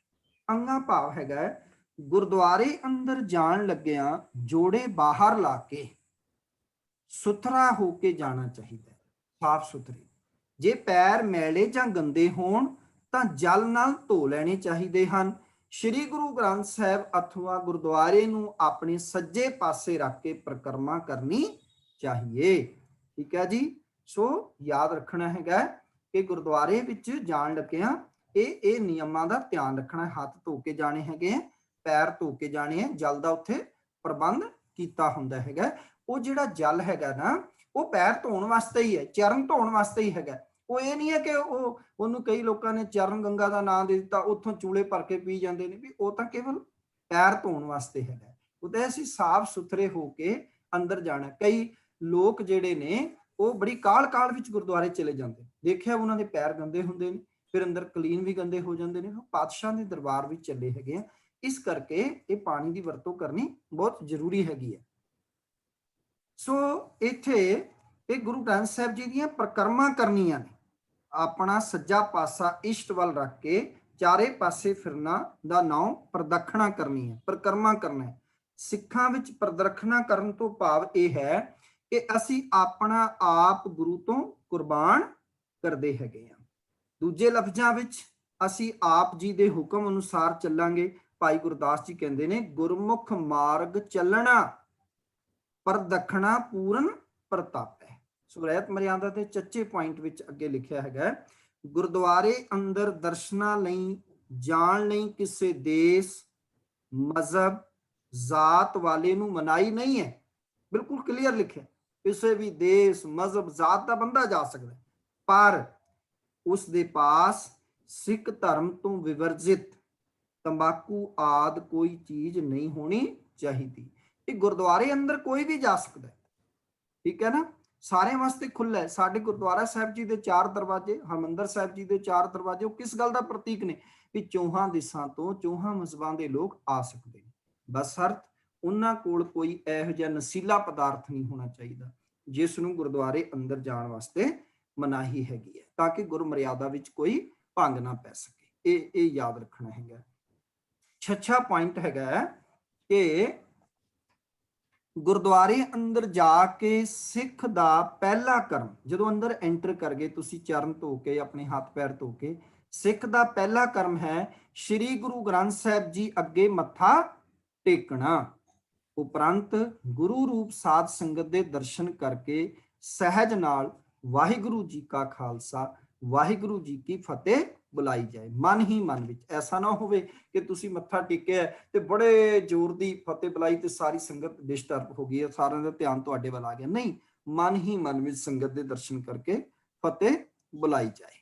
ਸੋ ਮੱਥਾ ਟੇਕਣ ਦਾ ਮਤਲਬ ਕੀ ਹੈ ਕਿ ਅਸੀਂ ਸਤਿਗੁਰੂ ਪਾਤਸ਼ਾਹ ਜੀ ਆਪਣੀ ਮੱਤ ਤੁਹਾਡੇ ਚਰਨਾਂ 'ਚ ਰੱਖ ਰਹੇ ਹਾਂ ਤੇ ਅੱਜ ਤੋਂ ਬਾਅਦ ਗੁਰੂ ਮੱਤ ਗ੍ਰਹਿਣ ਕਰ ਰਹੇ ਹੈਗੇ ਆ। ਗੁਰੂ ਮੰਨ ਕੇ ਤੁਹਾਡੀ ਮੱਤ ਜਿਹੜੀ ਹੈ ਉਹ ਅਸੀਂ ਪ੍ਰਾਪਤ ਕਰਨ ਆਏ ਹੈਗੇ ਆ। ਜੱਜਾ ਪੁਆਇੰਟ ਹੈ, ਸੰਗਤ ਵਿੱਚ ਬੈਠਣ ਲਈ ਵੀ ਸਿੱਖ ਅਸਿੱਖ, ਛੂਤ ਛਾਤ, ਜਾਤ ਪਾਤ, ਊਚ ਨੀਚ ਦਾ ਭਰਮ ਜਾਂ ਵਿਤਕਰਾ ਨਹੀਂ ਕਰਨਾ। ਇਹ ਬੜਾ ਸੋਹਣਾ ਪੁਆਇੰਟ ਹੈ ਵੀ ਸੰਗਤ ਪਾਤਸ਼ਾਹ ਨੇ ਬਣਾਈ ਹੈਗੀ ਹੈ ਤੇ ਉਸ ਸਤ ਸੰਗਤ ਦੇ ਵਿੱਚ ਸਾਡੇ ਵਿਤਕਰੇ ਨਾਲ ਨਹੀਂ ਬੈਠਣਾ ਹੈਗਾ, ਕਿਉਂਕਿ ਇੱਥੇ ਗੁਰੂ ਗ੍ਰੰਥ ਸਾਹਿਬ ਜੀ ਇਹ ਨਹੀਂ ਹੈ ਕਿ ਮੇਰੇ ਵਾਸਤੇ ਖਾਸ ਨੇ ਜਾਂ ਤੁਹਾਡੇ ਵਾਸਤੇ ਘੱਟ ਨੇ, ਨਹੀਂ, ਇੱਥੇ ਤਾਂ ਸਭੇ ਸਾਂਝੀ ਵਾਲ ਸਦਾਇਨ, ਪਾਤਸ਼ਾਹ ਜੀ ਦਾ ਹੁਕਮ ਤਾਂ ਸਭ ਵਾਸਤੇ ਸਾਂਝਾ ਹੈਗਾ। ਇੱਥੇ ਕੋਈ ਖਾਸ ਧਨਵਾਨ ਹੋਵੇ ਜਾਂ ਕਿਸੇ ਖਾਸ ਪਦਵੀ ਦਾ ਹੋਵੇ ਜਾਂ ਕਿਸੇ ਖਾਸ ਰੰਗ ਨਸਲ ਦਾ ਹੋਵੇ ਉਹਨੂੰ ਵੱਖਰਾ ਬਿਠਾਣਾ, ਨਹੀਂ ਨਹੀਂ ਨਹੀਂ, ਇੱਥੇ ਭਾਵੇਂ ਕੋਈ ਰਾਜਾ ਆਵੇ, ਅਮੀਰ ਆਵੇ, ਗਰੀਬ ਆਵੇ, ਉਹ ਸਾਰਿਆਂ ਵਾਸਤੇ ਹੈ।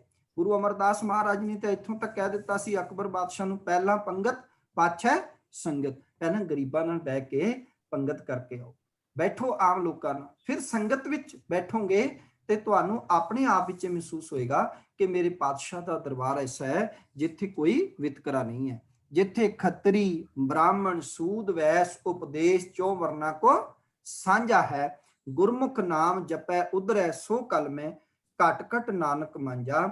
ਜਿੱਥੇ ਇਹ ਦਰ ਕਿਸ ਤਰ੍ਹਾਂ ਦਾ ਹੈ ਮੇਰੇ ਪਾਤਸ਼ਾਹ ਦਾ, ਕਬੀਰ ਸਾਹਿਬ ਕਹਿੰਦੇ ਨੇ, ਕਬੀਰ ਜਹ ਦਰ ਆਵਤ ਜਾਤਿਓ ਹਟਕੈ ਨਾਹੀ ਕੋਏ, ਸੋ ਦਰ ਕੈਸਾ ਛੋੜੀਐ ਜੋ ਦਰ ਐਸਾ ਹੋਏ। ਅੱਛਾ, ਇਹੋ ਜਿਹਾ ਦਰ ਕਿਤੇ ਛੱਡਿਆ ਜਾਂਦਾ?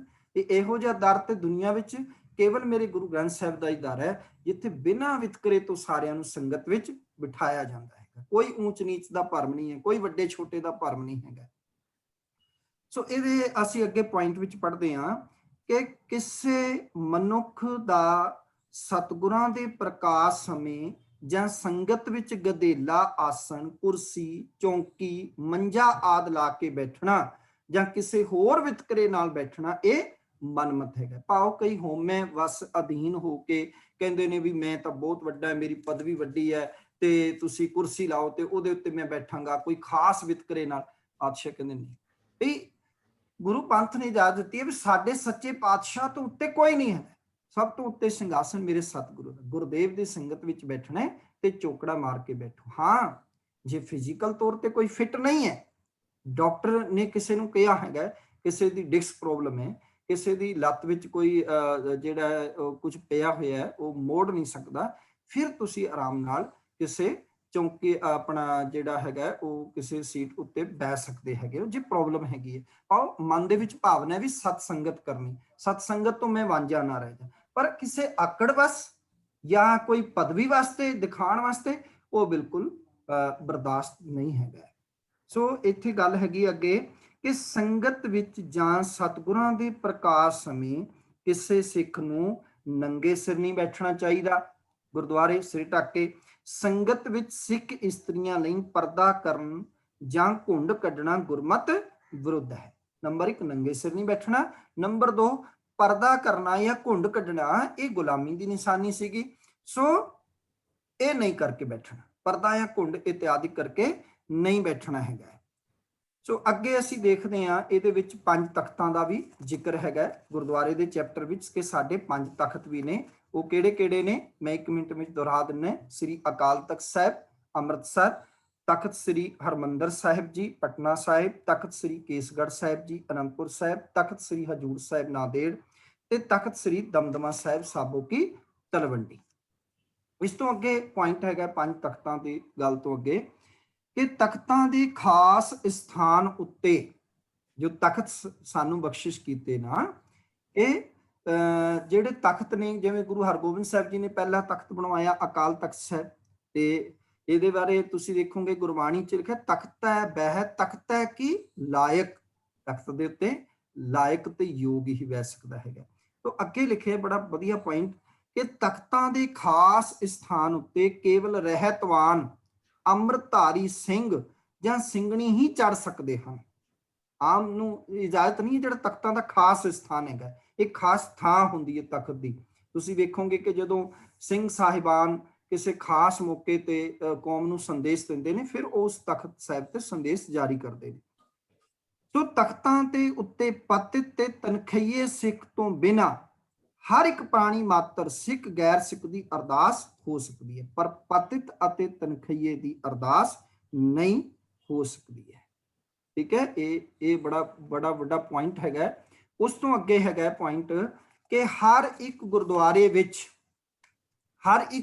ਵਿੱਚ ਅਖੀਰ ਦਾ ਪੁਆਇੰਟ ਹੈਗਾ, ਇਹ ਗੁਰਦੁਆਰੇ ਦੀ ਨਿਸ਼ਾਨੀ ਵਜੋਂ, ਕਿ ਹਰ ਇੱਕ ਗੁਰਦੁਆਰੇ ਵਿੱਚ ਨਿਸ਼ਾਨ ਸਾਹਿਬ ਕਿਸੇ ਉੱਚੀ ਥਾਂ ਤੇ ਲੱਗਾ ਹੋਵੇ।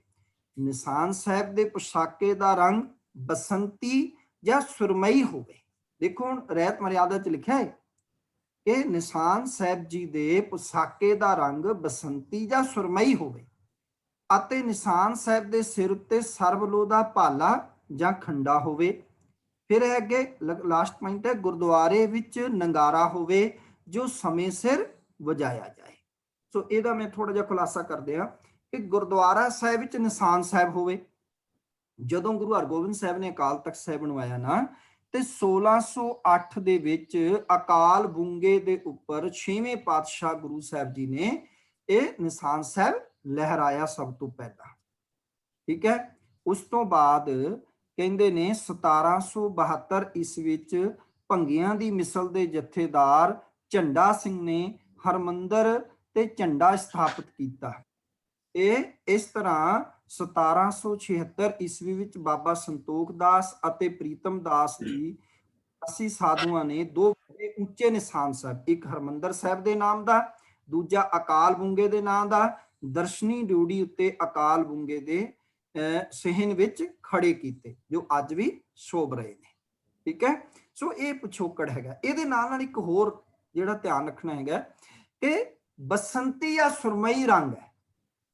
ਹੁਣ ਸਾਨੂੰ ਵਿਚਾਰ ਕਰਨੀ ਚਾਹੀਦੀ ਹੈ ਵੀ ਬਸੰਤੀ ਰੰਗ ਕਿਹੜਾ ਹੁੰਦਾ ਹੈ ਤੇ ਸੁਰਮਈ ਰੰਗ ਕਿਹੜਾ ਹੁੰਦਾ ਹੈ।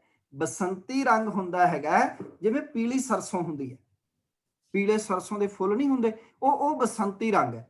ਅੱਜ ਪਤਾ ਨਹੀਂ ਹੈ ਕਿਵੇਂ ਜਿਹੜਾ ਰੰਗ ਹੈ ਉਹ ਗੁਰਦੁਆਰਿਆਂ ਦੇ ਨਿਸ਼ਾਨ ਸਾਹਿਬ ਚ ਆ ਗਿਆ। ਇਹ ਬਸੰਤੀ ਰੰਗ ਨਹੀਂ ਹੈ, ਇਹ ਤਾਂ ਭਗਵਾ ਰੰਗ ਹੈਗਾ। ਸੋ ਇਹ ਸਾਨੂੰ ਰਹਿਤ ਮਰਿਆਦਾ ਵਿਚਾਰਨੀ ਚਾਹੀਦੀ ਹੈ। ਔਰ ਸਾਡੀਆਂ ਸ਼੍ਰੋਮਣੀ ਜਥੇਬੰਦੀਆਂ, ਸ਼੍ਰੋਮਣੀ ਗੁਰਦੁਆਰਾ ਪ੍ਰਬੰਧਕ ਕਮੇਟੀ, ਦਿੱਲੀ ਗੁਰਦੁਆਰਾ ਪ੍ਰਬੰਧਕ ਕਮੇਟੀ, ਸਿੰਘ ਸਭਾ ਗੁਰਦੁਆਰੇ, ਉਹਨਾਂ ਨੂੰ ਇਹਦੇ ਤੇ ਗੌਰ ਕਰਨਾ ਚਾਹੀਦਾ। ਇਹ ਬਸੰਤੀ ਰੰਗ ਸਾਨੂੰ ਲੈ ਕੇ ਆਉਣਾ ਚਾਹੀਦਾ। ਅਸੀਂ ਕਿਉਂ ਭਗਵਾ ਰੰਗ ਨਿਸ਼ਾਨ ਸਾਹਿਬ ਤੇ ਚਲਾਈ ਜਾ ਰਹੇ ਹਾਂ? ਤੇ ਜਿੱਥੇ ਦੇਖੋ ਉਹੀ ਰੰਗ ਹੋ ਰਿਹਾ ਹੈਗਾ। ਦੂਜਾ ਕਿ ਸੁਰਮਈ ਰੰਗ ਤੁਹਾਨੂੰ ਨਿਹੰਗ ਸਿੰਘ ਜਥੇਬੰਦੀਆਂ ਨੇ ਉਹਨਾਂ ਦੇ ਸਥਾਨਾਂ ਤੇ ਜਿਹੜਾ ਗੁਰੂ ਘਰ ਵਿੱਚ ਤੁਹਾਨੂੰ ਨਜ਼ਰ ਆਉਂਦਾ ਹੈਗਾ। ਪਰ ਅਸੀਂ ਸੁਰਮਈ ਰੰਗ ਤੋਂ ਵੀ ਦੂਰ ਚਲੇ ਗਏ ਨੇ। ਜਿਹੜੇ ਰੰਗ ਸਾਨੂੰ ਰਹਿਤ ਮਰਿਆਦਾ ਨੇ ਕਹੇ ਨੇ, ਸਾਨੂੰ ਕੋਸ਼ਿਸ਼ ਕਰਨੀ ਚਾਹੀਦੀ ਇਹ ਸਿੱਖਾਂ ਦੀ ਆਜ਼ਾਦ ਹਸਤੀ ਦਾ ਪ੍ਰਤੀਕ ਨੇ। ਰਹਿਤ ਮਰਿਆਦਾ ਚ ਲਿਖਿਆ ਸਾਨੂੰ ਇਹ ਰੰਗ ਹੀ ਆਪਣੇ ਨਿਸ਼ਾਨ ਸਾਹਿਬ ਜੀ ਤੇ ਜਿਹੜਾ ਹੈ ਸ਼ੋਭਨੀ ਕਰਨੇ ਚਾਹੀਦੇ ਨੇ, ਜੇ ਛੇਤੀ ਤੋਂ ਛੇਤੀ ਹੋਵੇ। ਸੋ ਇਹ ਸੀ ਗੁਰਦੁਆਰਾ ਸਾਹਿਬ ਜੀ ਦੀ ਮਰਿਆਦਾ, ਗੁਰਦੁਆਰਾ ਸਾਹਿਬ ਜੀ ਦਾ ਸਵੇਰ ਤੋਂ ਸ਼ਾਮ ਤੱਕ ਦਾ ਰੂਟੀਨ, ਜਾਂ ਨਿਸ਼ਾਨ ਸਾਹਿਬ ਇਸ ਗੱਲ ਦਾ ਵੀ ਪ੍ਰਤੀਕ ਹੈ ਕਿ ਇਸ ਸਥਾਨ ਤੇ ਗੁਰਦੁਆਰਾ ਲੋੜਵੰਦ ਨੂੰ ਪ੍ਰਸ਼ਾਦਾ ਮਿਲੇਗਾ, ਇੱਥੇ ਸਤ ਸੰਗਤ ਮਿਲੇਗੀ, ਇੱਥੇ ਦਵਾਈਆਂ ਮਿਲਣਗੀਆਂ, ਇੱਥੇ ਜ਼ਰੂਰਤਮੰਦ ਨੂੰ ਮੰਜਾ ਬਿਸਤਰਾ ਇਤਿਆਦਿਕ ਮਿਲੇਗਾ। ਇਹ ਦੂਰੋਂ ਦੇਖ ਕੇ ਨਿਸ਼ਾਨ ਸਾਹਿਬ ਦੇਖ ਕੇ ਪਤਾ ਲੱਗ ਜਾਂਦਾ ਹੈਗਾ। ਸੋ ਗੁਰਦੁਆਰਾ ਸਾਹਿਬ ਜਿਹੜਾ ਨਗਾਰਾ ਹੈ ਉਹ ਵੀ ਹੋਣਾ ਚਾਹੀਦਾ ਤਾਂ ਕਿ ਸਮੇਂ ਸਿਰ ਵਜਾਇਆ ਜਾਏ, ਜੋ ਕਿ ਉਹ ਵੀ ਸਿੱਖਾਂ ਦੀ ਆਜ਼ਾਦ ਹਸਤੀ ਤੇ ਚੜ੍ਹਦੀ ਕਲਾ ਦਾ ਪ੍ਰਤੀਕ ਹੈਗਾ। ਠੀਕ ਹੈ ਵੀਰ ਜੀ। ਵੀਰ ਜੀ, ਇੱਥੇ ਮੈਂ ਆਪ ਜੀ ਨੇ ਜਿਸ ਤਰ੍ਹਾਂ ਸਭ ਤੋਂ ਪਹਿਲਾ ਪੁਆਇੰਟ ਜਿਹੜਾ ਗੁਰਦੁਆਰੇ ਦੇ ਅੰਦਰ ਲਿਖਿਆ ਹੋਇਆ ਹੈ ਕਿ ਗੁਰਬਾਣੀ ਦਾ ਅਸਰ ਸਾਧ ਸੰਗਤ ਵਿੱਚ ਬੈਠਿਆਂ ਵਧੇਰੇ ਹੁੰਦਾ ਹੈ। ਅਗਰ ਅਸੀਂ ਅੱਜ ਦੀ ਡੇਟ 'ਚ ਕਿਉਂਕਿ ਇਹ ਤੇ 1945 ਦੀ ਰਹਿਤ ਮਰਿਆਦਾ ਬਣੀ ਹੋਈ ਹੈ, ਉਸ ਟਾਈਮ ਟੈਕਨੋਲੋਜੀ ਦੇ ਸੋਰਸ ਘੱਟ ਸਨ। ਅਗਰ ਅੱਜ ਅਸੀਂ ਦੇਖੀਏ ਤੇ ਸਾਡੇ ਜਿਹੜੇ ਸਿੰਘ ਸਭਾਵਾਂ ਦੇ ਗੁਰਦੁਆਰੇ ਨੇ ਉਸਦੇ ਅੰਦਰ ਸੰਗਤ ਬਹੁਤ ਘਟਦੀ ਜਾ ਰਹੀ ਹੈ, ਕਿਉਂਕਿ ਉਸਦਾ ਕਾਰਨ ਇੱਕ ਇਹ ਵੀ ਹੈ ਕਿ ਘਰ ਸਭ ਕਹਿੰਦੇ ਨੇ ਜੀ ਟੀਵੀ ਤੇ ਗੁਰਬਾਣੀ ਆ ਰਹੀ ਹੈ। ਬਹੁਤ ਵਧੀਆ ਗੱਲ ਹੈ, ਘਰ ਅਗਰ ਬਹਿ ਕੇ ਗੁਰਬਾਣੀ ਪੜ੍ਹੀ ਜਾਏ, ਵਿਚਾਰੀ ਜਾਏ, ਪਰ ਹੁੰਦਾ ਕੀ ਹੈ, ਕਦੀ ਡੋਰਬੈਲ ਵੱਜ ਗਈ, ਕਦੀ ਮੋਬਾਈਲ ਦੀ ਬੈਲ ਵੱਜ ਗਈ, ਕਦੀ ਕੋਈ ਹੋਰ ਘਰੇਲੂ ਕੰਮ ਆ ਗਿਆ, ਕਿਸੇ ਨੇ ਆਵਾਜ਼ ਮਾਰਤੀ, ਤੇ ਸਾਡਾ ਜਿਹੜਾ ਧਿਆਨ ਹੈਗਾ ਉਹ ਹਟ ਜਾਂਦਾ ਹੈ। ਪਰ ਅਗਰ ਕੋਈ ਉਹਨਾਂ ਵਾਸਤੇ ਬੜੀ ਫਾਇਦੇ ਦੀ ਚੀਜ਼ ਹੈ ਨਵੀਂ ਟੈਕਨੋਲੋਜੀ, ਜਿਹੜੇ ਗੁਰਦੁਆਰੇ ਨਹੀਂ ਜਾ ਸਕਦੇ, ਨਹੀਂ ਆਰਾਮ ਨਾਲ ਬੈਠ ਸਕਦੇ, ਉਹ ਘਰ ਬੈਠ ਕੇ ਵੀ ਪਾਠ ਦਾ ਦੀਦਾਰੇ ਦਰਸ਼ਨ ਕਰ ਸਕਦੇ ਹਨ। ਪਰ ਜਿਹੜੇ ਜਾ ਸਕਦੇ ਨੇ ਉਹਨਾਂ ਨੂੰ ਮੇਰੀ ਸੋਚ ਹੈ ਕਿ ਸਾਨੂੰ ਗੁਰਦੁਆਰਿਆਂ ਵਿੱਚ ਜ਼ਰੂਰ ਜਾਣਾ ਚਾਹੀਦਾ, ਕਿਉਂਕਿ ਉੱਥੇ ਇੱਕ ਡਿਸਿਪਲਿਨ ਹੈ, ਉੱਥੇ ਇੱਕ ਬੈਠਣ ਦਾ ਢੰਗ ਹੈ, ਉੱਥੇ ਇੱਕ ਵਾਤਾਵਰਨ ਹੈ ਜਿੱਥੇ ਸਾਨੂੰ ਸਾਡਾ ਮਨ ਜ਼ਿਆਦਾ ਜਲਦੀ ਜੁੜੇਗਾ।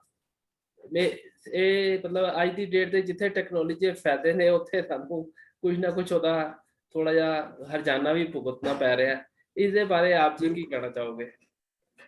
ਨਹੀਂ, ਬਿਲਕੁਲ ਠੀਕ ਹੈ ਕਿ ਗੁਰਦੁਆਰਿਆਂ ਵਿੱਚ ਸਤ ਸੰਗਤ ਬਹੁਤ ਘੱਟ ਰਹੀ ਹੈਗੀ ਹੈ, ਤੇ ਗੁਰਦੁਆਰਿਆਂ ਵਿੱਚ ਜਦੋਂ ਅਸੀਂ ਜਾਂਦੇ ਹਾਂ ਤੇ ਉੱਥੋਂ ਦਾ ਮਾਹੌਲ ਹੀ ਇੱਕ ਇਸ ਤਰ੍ਹਾਂ ਦਾ ਮਾਹੌਲ ਬਣ ਜਾਂਦਾ ਹੈ ਕਿ ਹਰ ਇੱਕ ਬੰਦਾ ਜੁੜ ਜਾਂਦਾ ਹੈਗਾ।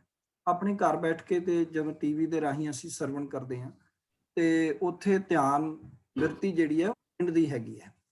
ਪਰ ਇਹ ਹੈ ਕਿ ਜਿਵੇਂ ਕੋਵਿਡ ਟਾਈਮ ਚੱਲ ਰਿਹਾ ਹੈਗਾ, ਤੇ ਕੋਵਿਡ ਟਾਈਮ ਵਿੱਚ ਅਸੀਂ ਭਾਰੀ ਗਿਣਤੀ ਵਿੱਚ ਨਹੀਂ ਜਾ ਸਕਦੇ। ਫਿਰ ਤੁਸੀਂ ਦੇਖੋ ਗੁਰਬਾਣੀ ਨੇ ਇਹ ਵੀ ਕਿਹਾ ਹੈ ਕਿ ਇੱਕ ਸਿੱਖ ਦੋਏ ਸਾਧ ਸੰਗਤ ਪੰਜੀ ਪਰਮੇਸ਼ਰ।